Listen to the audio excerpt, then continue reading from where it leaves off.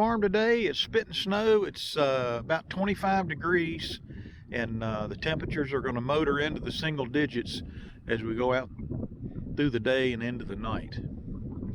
So I thought I'd do a business plan video for 2026. We're here in December of 2025, and I'm anxious to get started in 2026 and put 25 in the rearview mirror. And so let's get to it.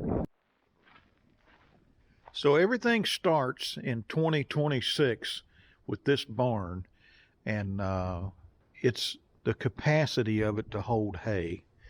And you had some videos showing this Cub Cadet here and hauling out junk. Here's a bunch of lumber from old kicker wagons and some fertilizer bags, and we're just going to de-junkify this barn and try to keep it that way. And one of the changes that I'm making, I've already started, and maybe you've kind of figured this out from some of the videos, is we're no longer going to unload hay wagons of square bales and stack them in this barn. And the goal here is to sell straight off the wagon and then turn the hay over and refill the wagons and I have enough running gears. I think I could do 11 kicker wagons if I want, but some of those running gears need a goodly amount of repair, so that's not really realistic. But this barn would hold 15 kicker wagons end to end, 3 across, 5 deep.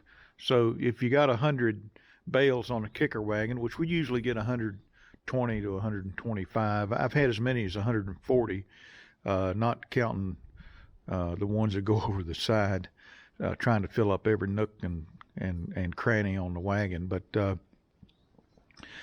goal is to fill the kicker wagons. Probably will shoot for 9, anywhere from 6 to 9. So if I go 3 across, there would be 3 here and then 3 here, and then still some room to get some equipment out of the weather.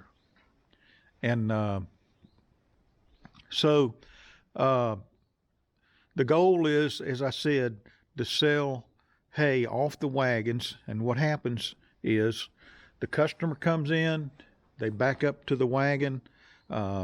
Sometimes we pull the wagon out to them. And I've done that this fall, and it worked out pretty good. These wagons have been filled multiple times through 2025, and I haven't stacked a single bale. And so the goal here in my retirement is not to kill myself over a bale of hay, take some of the labor out of it, maybe an enormous amount of labor out of it. My baler throws the bales up in the wagon, the customer backs up to the kicker wagon, and I get up in there and I'm dropping the hay down. I'm not picking anything up and throwing it up, stacking over my head and that kind of thing. So everything from a yield standpoint and how much hay we make is dependent on how fast we can turn the hay over in these kicker wagons. And so what I'll do is, as I did last year, some of these fields I'll clip and I'll glean essentially a second cutting off of them. And if my wagons are full, and so then once the wagons are full, my next decision that I'll have to make going forward in 2026 is, do I make a round bale, or do I just clip the field and kind of stockpile basically second cutting hay? Clip it like 12, 13 inches high, have a nice thick growth of hay in there. And then if I get a couple of hay wagons emptied, then I'll go out and make some second cutting. Clipping the fields takes all the deadlines away from making hay. I'm not fighting hay going mature. I'm not I'm not necessarily fighting the weather because I don't have to time the hay, as I mentioned, to the maturity. I can just wait if it's basically a second cutting till I get a week of clear weather. And then I can go in and make, 100, 200, 300 bales, whatever I can do. And keeping in mind, I am retired now, and I am an Army of One as my kids are grown. All that being said, what then do I do with the hay fields? Well, this field out here around my barn, I put it in teff grass last year, and that was a total disaster. But it needs some tillage work. It's just still way too bumpy. And then I'm going to spring plant it in something. I'm not sure if it's going to be teff. I don't fear going back into teff grass again. But I might spring plant it in Timothy and take one cut. Whatever I put on this field, I'll take a cut or two cuts or whatever I can get off of it. But in the fall, it's going to get killed off and replanted into a perennial. And I would like this to be a really, really good Timothy field. Horse hay customers really like Timothy, and it kind of sets us apart from our competition.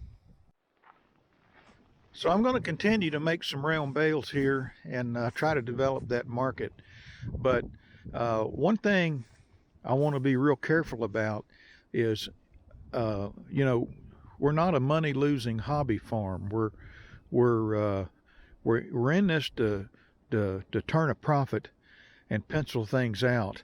And so round bales don't bring a lot of money around here. And so the quality of the hay matters in a round bale. Ideally, it would be nice if it could be stored inside. But honestly, I fear a barn fire from round bales. So I don't have any intentions of putting these things in my barn.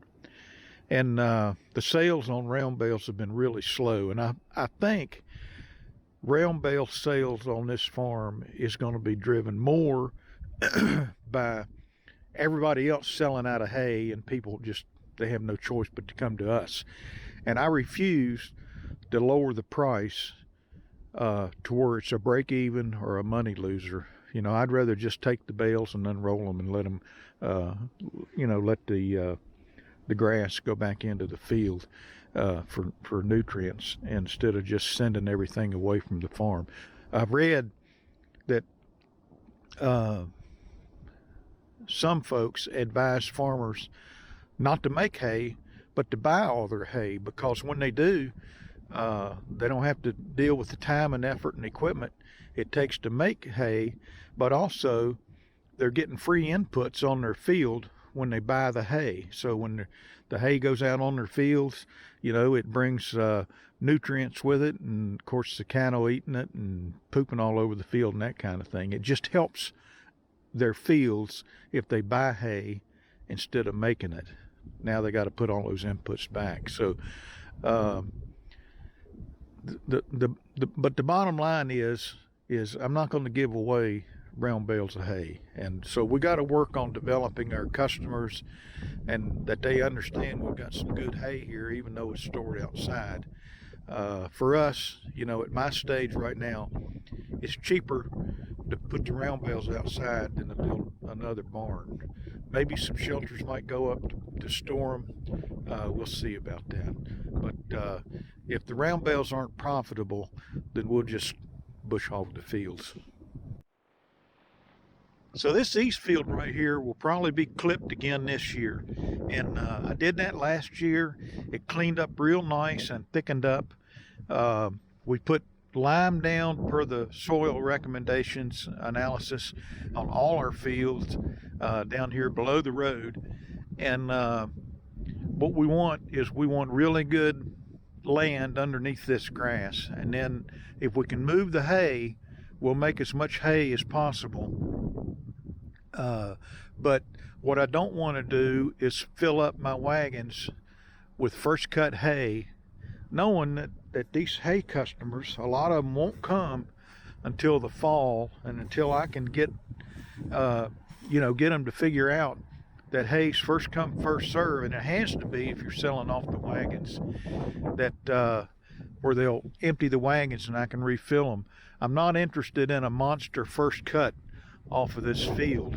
I'd rather clip it and let it grow in real thick, and then take the hay as I need to refill the wagons. And so my goal is maybe to only fill half of my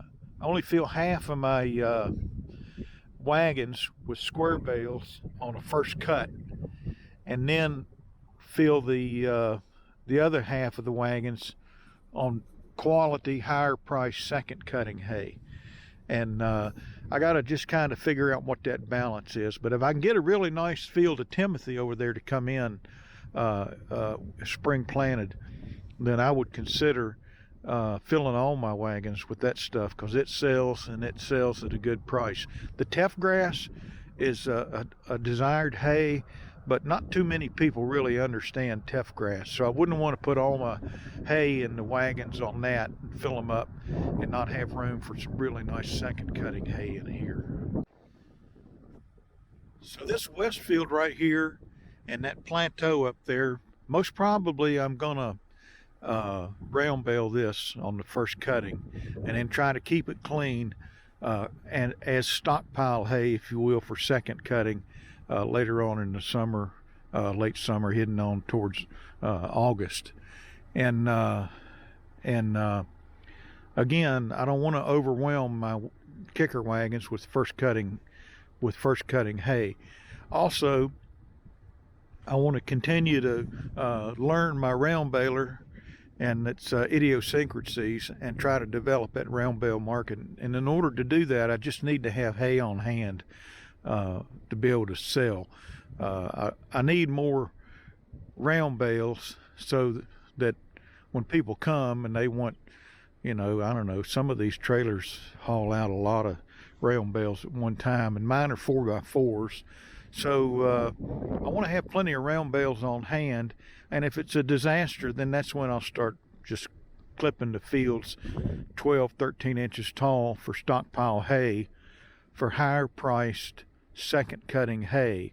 Remember, I've got a video up starting a hay farm. The hardest part of starting a hay farm is selling the hay, finding a customer that's willing to dump their supplier and come and buy your hay. So second cut, quality second cut square bales bring a good price. They attract customers, desire that second cutting. There's not as much hay. It's less work for me as an army of one. So it's kind of a win-win in a lot of ways. But I'm going to try to take a first cut, an early first cut on this, and round bale it and see what I get for a second cutting later in the year.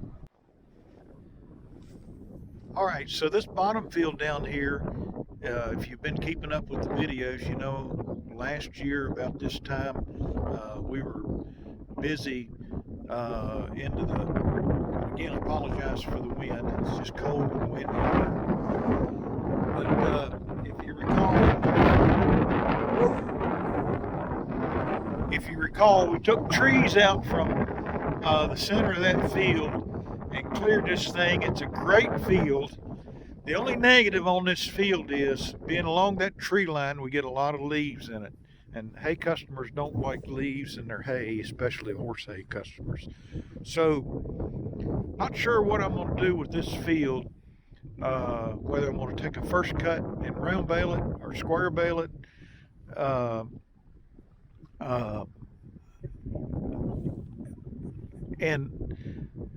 But I think that this field is an ideal Timothy field. It doesn't get the brunt of the hot weather like some of these other fields, and Timothy don't like super hot weather. And I'm shaking like a leaf because I'm freezing, and because the leaves come in the fall, it's hard to get leaf-free hay out of here. And I think the best thing I can do for this field is plant it in Timothy where I take a big first cut and just let it lay the rest of the year. Just one cut a year. A good, high quality Timothy hay. And that might work out in the mix. You know, trying to be diversified in what I do here between round bales and square bales, selling hay off my wagons, and clipping fields and that kind of thing. Now, as far as haying goes on the field, we're going to be maintaining more land up there with my 12-foot bat wing, but we may not be cutting as much hay, and we may not cut any hay up there. But if we do, it's going to be round bales for sure. So developing that market for the round bales is essential. It remains to be seen if that would be a profitable endeavor. It's cold. I'm cold. I'm gonna wrap this video up. That's our hay farm business plan for 2026, and really excited to go into 26 with some ideas on how to do things that kind of fit my retirement and my abilities as an Army of One. And so this will be the last video of 2025. Hope everybody has a Merry Christmas, and don't forget the reason for the season, the birth of Jesus Christ, our Lord and Savior. And I'll just wish everybody again a Merry Christmas and a Happy New Year, and we'll see you in 2026. Talk to you later.